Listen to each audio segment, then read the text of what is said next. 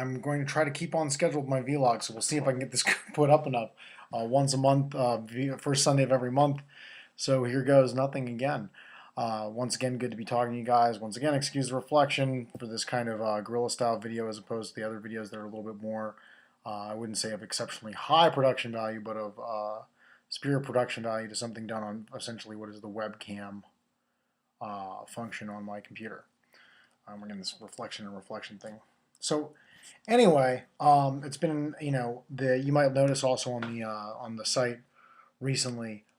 This week was kind of a low post week, and I apologize in a sense for that, but at the same time, like, I do what I can when I can, as best I can, and I take Play Unplugged very seriously. I'd like to see it grow. I'd like to see it become a business that could be a full-time game journalism site, and I'd love to do that. I love writing about games. I love talking about games. I love pretty much everything about games. At the same time, real life does intervene, and this week was definitely a real life intervenes kind of week. So, but regardless of which, here I am. So hopefully, at least we're keeping to some kind of schedule. So I've already wasted a minute of your time, but if you've stuck with me this long, let's talk a little bit about games. Interestingly enough, this week I did get some gaming in, which is good. I think it's really important to be playing games. And so some things that I did get to do this week, I did, let's see, what have I played?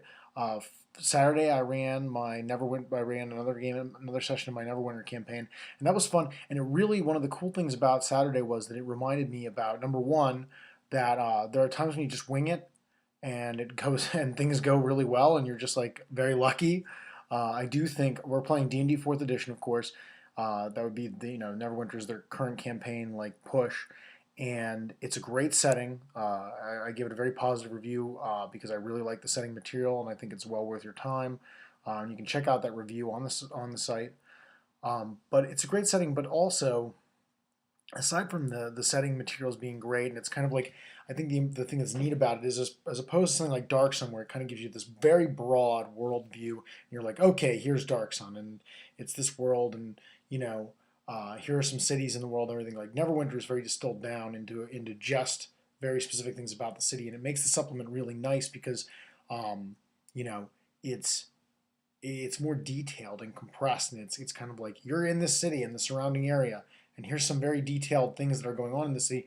It still leaves a lot of things open for you as a GM to mess with, and I definitely have messed with it and kind of tried to make it my own. That was my one of my goals with it, is to make it my own. So you can do that. That's within the realm, that's within your power in this. And I also like how low-powered characters make a huge difference here, because nothing is really high-powered uh, in the setting. And I think I think that's another one of its strengths. But that being said, I really didn't have anything prepared. I wanted to, I had every intention to, but it just didn't work out that way. So I was like, okay, well, there were some dangling threads left from the last one, so let's pursue those. And luckily, I have a play group that can do that, and it came off very well. We only actually did one combat encounter. Everything else was based around skills and social interaction, and the players, my players really pulled it off nicely. And sometimes you really as a GM can stand back and let the players just play, and and watch their social interactions and react to those. I wouldn't recommend that with Fourth Ed. I think Fourth Ed has a ton of strengths, but one of them, I don't think one of them is it's free flowing. Come up with an encounter on the fly. It is not that kind of game. It actually is a game that really rewards the preparation is quick, and the mechanics for doing the preparation are more efficient than they've ever been, but it really rewards, generally speaking, prepping those encounters ahead of time. But that said, things worked out great, and I can't wait to do another session. I played Warhammer Fantasy this week, and by my 1,000 points of Chaos Nurgle, I brought it out again and played a one-on-one game, and I was like, yes. I remembered that this is a game that I really like, and getting to play, like, I think sometimes like, as cool as playing really big games are, sometimes it's fun to just play a very simple, relatively quick, get it done in an hour, small game. And I did enjoy that, and I look forward to doing more of that too. And I'm having a lot of fun with the army. I'm having it's a good time, and I've been painting And I just like, with the very few hours that I painted once this week, which is an anomaly for me. I'm usually painting miniatures as much as I can, but it didn't come off this week. So I was happy to get a little bit of painting time in. So I got to do that. Yay. Made me feel good. I love painting. And I also played Gladiators, which is the Warhammer Historical Gladiator uh, game, and it is great. It's super fun, and I'm going to be putting up a review soon. I got to buy, but I had some stuff painted up. I made a Gladiator board that was a project from a while ago, and I really love how it came out. And I just get to use it to get all my Foundry painted Gladiators, my Warhammer Historical Gladiator rules set, and which is this amazing, beautiful book, and then to have the my board that I had made and be able to push around the gladiators with some friends, and we kind of did this little free for all, two gladiator teams, and I lost. We lost. The light gladiators lost fairly handily, and that happens. And so, but it was fun. It was really fun, and it was quick, half hour, done, in and out. You know, Definitely a great experience. We just pushed four figures around. It was and it was a good time. It was definitely a good time. So a lot of good gaming to be had this week, even despite the insane pressure from the outside world coming in. I wanted to talk about some other stuff that I just this kind of stuff that came up recently, and I thought it was so interesting. I'm treading on dangerous territory because this is an ism, and that's always a rocky territory. But I had watched I'm a fan of watching other people's media, other people's attempts at using the social media. I really like checking out, and I'm kind of a I don't watch TV at all, and so this is, I guess, the closest thing I have to, like, this is like me watching TV, and so I watch a lot of this. Now a lot of this stuff is actually video game oriented, which is hilarious because I almost never play video games. The only video game system I own right now, I own a retro system, one of the ones that plays like Nintendo, Super Nintendo, and Genesis games. And I almost never really touch it. But I have some retro stuff lying around. I have my TG16 because I couldn't get rid of it. It's too awesome. But I actually almost never touch it. Like, maybe if I had to, the amount of time I spend playing video games in a month would probably be like an hour, in an entire month. And the amount of time spend watching TV would probably actually be around that too. And it's not a judgment on people who watch a lot of TV or a judgment on people who play a lot of video games. I don't care. Um, I just don't. I love, like, the other aspects of the hobbies that I do are so all consuming, and the amount of games I play otherwise are so all consuming. And because I'm interested in games journalism, and because I take what I do very professionally, and I consider myself a professional, I I feel it's important that I concentrate on those things, and so that's what I concentrate on. That being said, since I also make it a point to watch a lot of other people's games journalism, a lot of games journalism out there right now is really based around video games because video games are such a juggernaut.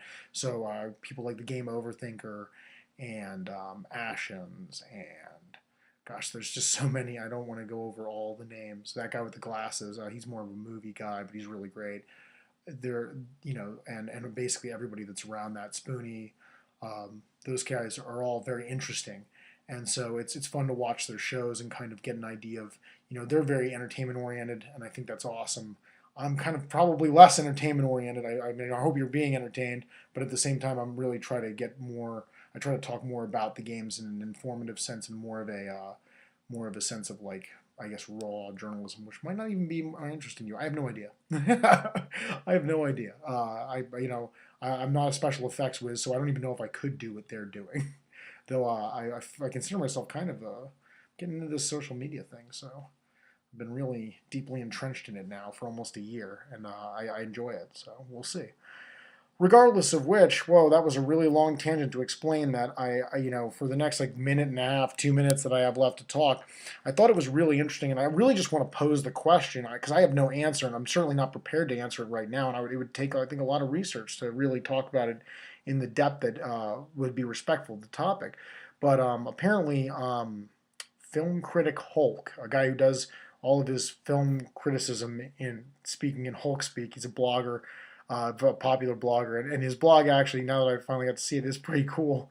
Um, you know, he brought up this thing about Batman Arkham Asylum and sexism, and the way characters are depicted, and particularly the use of a word that I won't use on the website right now because I like to keep things family friendly, regardless of which, you know, the use of this word, and is there sexism in this video games, and are video games, is there sexism in video games in general, as a bigger general question, and some back and forth and some interesting videos. But probably the absolute most interesting was one from this IGN game show where they're like, it's a kind of the American Idol-esque, who wants to be a video game designer, and this one team, they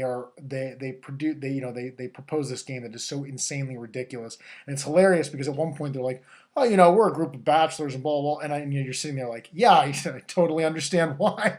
Like, it's a less than enlightened view of gender equality, regardless of which, and it started making me kind of swirl around in my head like, what about tabletop gaming? Like, because it is kind of a, though every time I go to a con, it seems like more and more of the ladies are showing up. At the same time, if I'm being completely honest with myself, I mean, gaming is kind of it's a very male-dominated industry, and I'm not saying that that's a good or a bad thing. I think that generally, as a general rule, certain things do become more preferential, um, you know, for different groups of people. And I don't think there's anything necessarily or inherently wrong with that. But are there things that go on in gaming that drive, that attract males and drive females away? I don't really know. Like I said, I'm just kind of posing the question. I think it's an interesting question, um, especially because, if you could tap, like I'm always concerned with making sure tabletop gaming is thriving.